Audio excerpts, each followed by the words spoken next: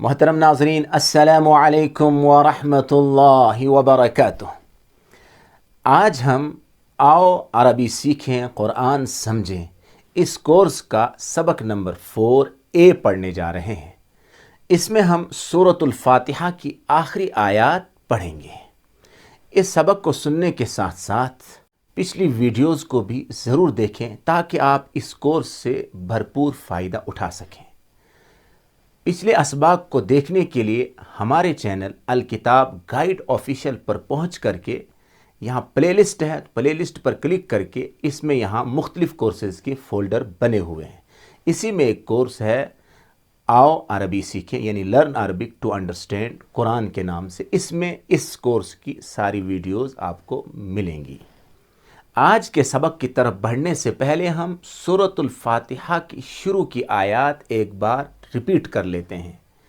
یہاں پر لیکن وہ آیات بغیر ترجمے کے لکھی جا رہی ہیں، کیونکہ ان کا لفظی اور محاوری ترجمہ ہم تفصیل کے ساتھ پہلے بیان کر چکے ہیں۔ آج آپ اپنا ٹیسٹ لیں اور یہ دیکھیں کیا آپ کو ان آیات کا ترجمہ یاد ہے یا نہیں۔ تو یہاں پر لکھا ہوا ہے الحمد للہ رب العالمین۔ ذرا بتائیے الحمد اس کے معنی کیا ہیں؟ الحمد تمام تعریفیں اور شکر، للہ اللہ کے لیے، لیے کس کا معنی ہے؟ لی کا، رب العالمین جو رب ہے، العالمین تمام جہانوں کا۔ یہ عالمین واحد ہے یا جمع؟ جمع ہے۔ واحد کیا ہے؟ عالم۔ ماشاءاللہ۔ آگے ہے الرحمن الرحیم۔ الرحمن اس وزن میں کیا پایا جاتا ہے؟ زیادتی، خوب کے معنی، جو بہت زیادہ رحم کرنے والا ہے۔ اور الرحیم اس وزن میں تسلسل، یعنی مسلسل رحم کرنے والا ہے۔ اسی طرح سے آگے ہے مالک یوم الدین۔ اس میں نے بتایا تھا کہ ایک لفظ آتا ہے ملک، اس کا کیا معنی ہے؟ ملک معنی بادشاہ، اس کی جمع ملوک۔ اگر گزشتہ اسباق آپ نے صحیح معنی میں توجہ کے ساتھ سنے ہوں گے تو ضرور آپ میرے ان سوالوں کا جواب دے سکیں گے۔ ایک لفظ اور بتایا تھا ملک۔ ملک کے کیا معنی؟ ملک معنی فرشتہ، اس کی جمع آتی ہے ملائکہ، بہت سے فرشتے۔ مالک کی معنی مالک۔ یوم، یوم کا معنی دن، یوم کی جمع کیا آتی ہے؟ ایام۔ جمع بنانے کا ایک طریقہ آپ کو بتا چکے ہیں کہ واو نون یا نون ایڈ کریں گے تو جمع بن جاتی ہے، جیسے مسلم سے مسلمون، مسلمین۔ ابھی ہم نے پڑھا عالم کی جمع عالمون، عالمین۔ اسی طرح سے لیکن دوسری جو جمع ہے اس کے بنانے کا کوئی طریقہ نہیں، جیسے یوم کی جمع ایام، ملک کی جمع ملائکہ، اور ملک کی جمع ملوک۔ الدین، الدین کے کتنے معنی؟ دو۔ کون کون سا؟ ایک معنی ہے بدلہ اور دوسرا معنی ہے زندگی گزارنے کا ایک نظام، جیسے دین اسلام۔ لیکن یہاں مراد ہے بدلہ، بدلے کے دن کا مالک۔ آگے ایاک نعبد، کیا معنی؟ نعبد معنی ہم عبادت کرتے ہیں، ایاک تیری ہی، اور یہاں بھی بتا چکا ہوں میں یہ ہم نے ترجمہ کیوں کیا تیری ہی گزشتہ ویڈیو میں۔ پھر اسی طریقے سے وَإِيَّاكَ نَسْتَعِينُ، و معنی اور ایاک معنی تیری ہی، نستعین ہم مدد چاہتے ہیں۔ اب ہم آج کے سبق کی طرف بڑھتے ہیں۔ یہاں پر لکھا ہوا ہے اہدنا الصراط المستقیم۔ اہدی اور نا یہ دو لفظ ہیں الگ الگ۔ اہدی اس کا معنی ہے ہدایت دے۔ اب یہ ہدایت کسے کہتے ہیں؟ ہدایت کہتے ہیں رہنمائی کرنا، گائیڈ کرنا، لیکن ہدایت کے ایک معنی اور ہے، وہ یہ کہ منزل تک پہنچانا، یعنی ایسی گائیڈنس، ایسی رہنمائی کہ جو آپ کو منزل تک پہنچائے۔ اس لیے ہم اللہ سے مانگتے ہیں اللہ ہمیں ایسی ہدایت نصیب فرما کہ ہم منزل تک پہنچیں۔ ہماری منزل کیا ہے؟ ہماری منزل جنت ہے، ہماری منزل اللہ کا دیدار ہے، ہماری منزل رسول اللہ صلی اللہ علیہ وسلم کے ہاتھ سے جام کوثر پینا ہے، ہماری منزل اللہ کی رضا ہے، ہماری منزل اللہ کی خوشنودی ہے۔ اللہ تعالی ہم سب کو ایسی ہدایت نصیب فرمائے۔ پھر ہے نا کا معنی ہے ہمیں، اور یہ ضمائر متصلہ میں سے ہے جو گزشتہ سبق میں ہم سیکھ چکے ہیں 3B میں، کہ ہو اس کا، ہم اسی طرح سے کا، کم، ای اور نا معنی ہمیں۔ اہدی ہدایت دے، نا ہمیں کس چیز کی ہدایت دے؟ الصراط، صراط معنی ہے راستہ، اور صراط کہتے ہیں بڑے روڈ کو، بڑے راستے کو، اور وہ روڈ بھی، وہ پاتھ بھی، وہ راستہ بھی کیسا ہو؟ مستقیم، بالکل سیدھا جاتا ہو، کہیں بھی اس میں کجی نہ ہو، ٹیڑھا پن نہ ہو، موڑ نہ ہو، کہ پتہ نہ چلے مجھے ادھر جانا ہے یا ادھر جانا۔ تو گویا بندہ نماز میں اللہ تعالیٰ سے مانگتا ہے کہ اللہ مجھے ایسے راستے پر چلا پوری زندگی کہ میں کبھی بھٹکوں نہیں اور سیدھا منزل مقصود تک پہنچتا جاؤں۔ تو یہاں پر ہے الصراط المستقیم۔ الصراط معنی خاص راستہ، المستقیم معنی سیدھا، مستقیم جو بالکل سیدھا ہو۔ تو ذرا آپ میرے ساتھ آپ پڑھیں گے بھی الفاظ، کلمات، اور اس کا ترجمہ بھی میرے ساتھ دہرائیں گے۔ پہلے الفاظ پڑھیں گے، اہدنا الصراط المستقیم، پڑھیے۔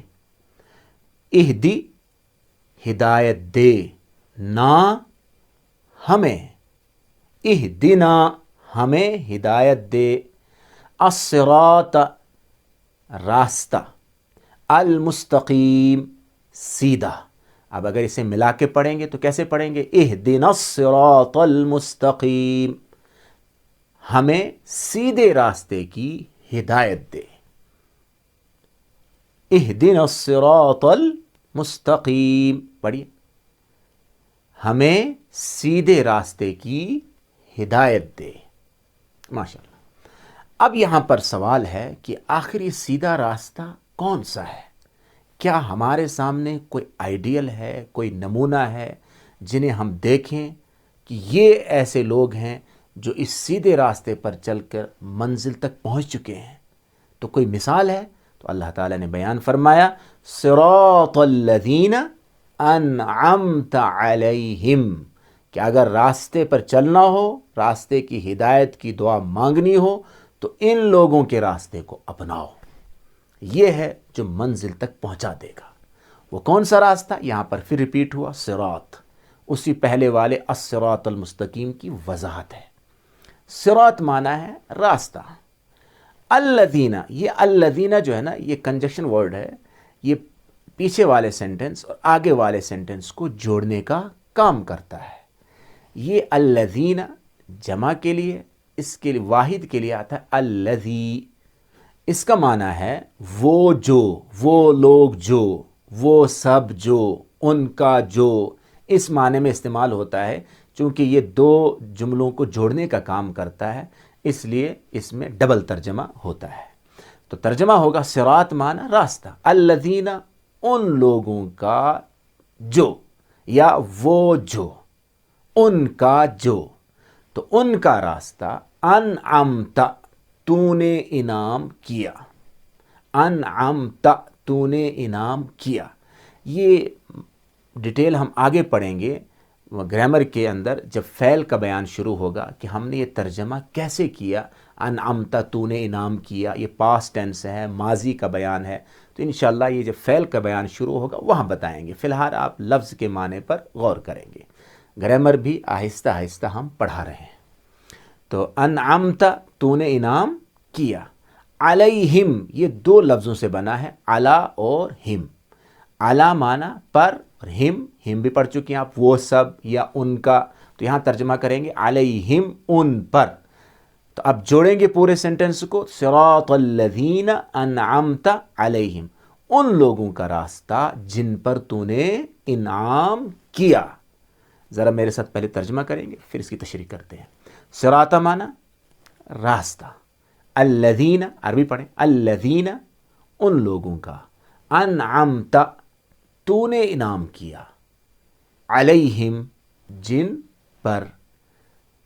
پھر ایک بار پورا ترجمہ کریں گے، پہلے عربی پڑھیں گے. صراط الذین انعمت علیہم، ان لوگوں کا راستہ جن پر تو نے انعام کیا. اب یہاں سوال ہے کہ یہ کون لوگ ہیں جن پر اللہ نے انعام فرمایا؟ تو دوسری جگہ اللہ رب العزت نے ارشاد فرمایا اولئک الذین انعم اللہ علیہم من النبیین والصدیقین والشہداء والصالحین. یہ 4 لوگ ہیں جن پر اللہ نے انعام کیا. ہم یہ جاننے کی کوشش کریں گے آخر ان لوگوں کا راستہ کیا تھا. تو ان کا راستہ تھا ایمان و عمل کا، ان کا راستہ تھا دعوت کا، ان کا راستہ تھا تزکیے کا، ان کا راستہ تھا امر بالمعروف نہی عن المنکر کا. یعنی انہوں نے اللہ کی معرفت حاصل کی، اللہ پر صحیح معنی میں ایمان لایا اور اس کے مطابق اپنی زندگی بسر کی، اپنے اعمال کو بہتر سے بہتر بنانے کی کوشش کی ہر میدان میں، ہر جگہ پر. پھر انہوں نے اللہ کی طرف لوگوں کو بلایا، اس کی دعوت دی، اچھائیوں کی طرف حکم دیا، برائیوں سے روکا. اسی طریقے سے لوگوں کی تربیت کی، برے اخلاق سے نکالا، گندگیوں سے نکالا، معاشرے کو پاک کیا، انسانوں کے دلوں کو پاک کیا، حسد کو، کینے کو، بغض کو، دشمنی کو، عداوت کو، لڑائی جھگڑوں کو، گالی گلوچ کو، اسی طریقے سے جو بھی معاشرے میں پائی جانے والی خرابیاں تھیں اور آپس کی جو خرابیاں تھیں، ان تمام چیزوں سے پاک کیا. تو ہمیں بھی چاہیے کہ ہم ان لوگوں کے راستوں پر چلیں تاکہ منزل تک ہم پہنچ سکیں. آگے ہے غیر المغضوب علیہم ولا الضالین. یہاں پر غیر کے ذریعے سے جملے کو الگ کیا جاتا ہے. یعنی پہلے جو بات تھی کہ ان لوگوں کا راستہ دکھا جن پر تو نے انعام کیا، اب ان لوگوں سے ان لوگوں کو الگ کیا جن پر اللہ کا انعام نہیں ہوا. تو گویا بندہ اللہ سے کہتا ہے کہ یا اللہ جن پر تو نے انعام کیا ان کے راستے پر چلا، لیکن جن پر یا اللہ تیرا غضب ہوا، جن سے تو ناراض ہوا، جن پر تیرا عذاب نازل ہوا، یا اللہ ان کے راستے سے ہماری حفاظت فرما، ان کے راستے سے بچا. ایسے لوگوں کے کیریکٹر سے، ایسے لوگوں کی اخلاق سے ہماری حفاظت فرما. تو غیر کے ذریعے سے برے لوگوں کو الگ کر دیا گیا کہ غیر نہ، سوائے، علاوہ، اس معنی میں استعمال ہوتا ہے غیر. المغضوب کا معنی غضب کیا گیا، اللہ کا غصہ نازل ہوا. جیسے ہم بولتے ہیں مظلوم، وہ انسان جس پر ظلم کیا گیا. تو ایسے مغضوب جس پر اللہ کا غصہ نازل ہوا. تو یا اللہ جن پر تیرا غضب نازل ہوا، الغیر المغضوب علیہم، علی معنی پر، ہم معنی ان پر یا جن پر تیرا غصہ نازل ہوا ان کا راستہ مت دکھا، ان کے راستے پر مت چلا. اور کس کے راستے پر مت چلا؟ و کا معنی اور، لا کا معنی نہیں. الضالین، یہ الضالین جو ہے یہ پہچانے ذرا، واحد ہے یا جمع؟ یہ جمع ہے، چونکہ اس کے آخر میں یا نون لگا ہے. اور جمع کا طریقہ ہم جیسے بتا چکے ہیں کہ 60% الفاظ کی جمع کیسے بنتی ہے؟ واو نون اور یا نون کے ذریعے سے. تو یہاں پر یا نون آیا ہے. تو ولا الضالین معنی اور نہ، الضالین جو گمراہ ہوئے، یعنی نہ ان کا راستہ جو گمراہ ہوئے. اب یہاں پر سوال ہے کہ کون سے وہ لوگ ہیں جن پر اللہ کا غضب نازل ہوا، اللہ کا قہر نازل ہوا، اور کون سے وہ لوگ ہیں جو راستے سے بھٹک گئے، گمراہ ہو گئے. تو اس میں مفسرین نے لکھا ہے کہ مغضوب سے مراد وہ لوگ ہیں جو جانتے تھے، جاننے کے باوجود عمل نہیں کرتے تھے. تو یہ ہمارے لیے بڑی خطرے کی گھنٹی ہے کہ اگر ہم یہ جان رہے ہیں، یہ سیکھ رہے ہیں، پھر اگر ہم اس کے مطابق اپنی زندگی بسر نہ کریں تو اللہ ہماری حفاظت فرمائے. تو جاننے کے باوجود جو عمل نہیں کرتے تھے ان پر اللہ کا غصہ نازل ہوا. اور اس کی مثال ہے یہودی.